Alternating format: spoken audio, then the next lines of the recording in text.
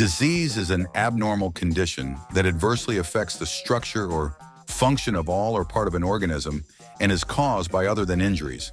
When this occurs in human beings and all living things, various symptoms occur, one of which is fever. So did you ever think of the question of why we get fever? Wait, don't get angry, dear.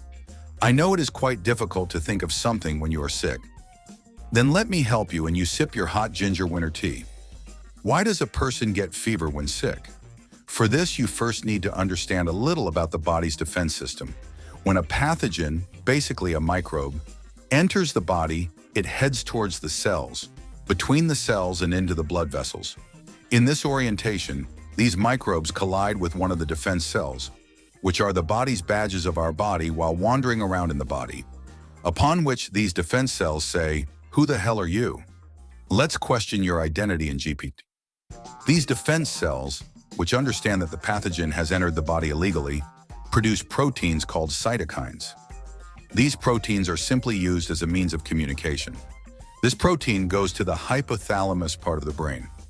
The hypothalamus is the body's temperature regulation center and stimulates the whole body for the incoming stimulus, causing peripheral vasoconstriction, which means narrowing of the blood vessels, and this situation accelerates the blood flow rate in a way, increases metabolism, and causes muscle contraction, leading to an increase in body temperature.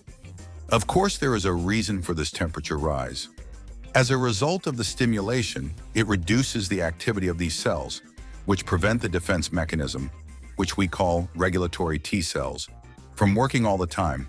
In other words, it says, "Get out of the way, I am ordering mobilization." In the meantime, the body is on fire.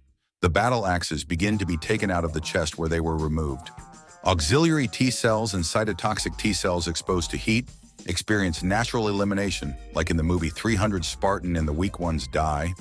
The strong ones turn into super cells and rapidly multiply and release cytokines, which activate the effector lymphocyte function and quickly prepare many defense cells for war.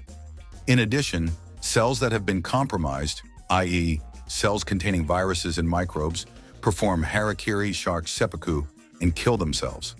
In other words, when your fever is 39 degrees, many cells are rapidly activated and start to ATL microbes.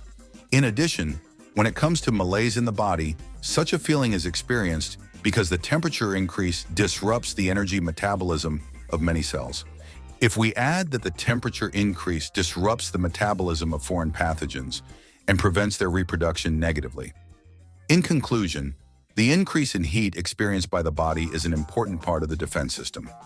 A low fever is good, but if the work is prolonged and there is more fever, the work gets out of control and negatively affects the body's own systems, and we try to lower our fever.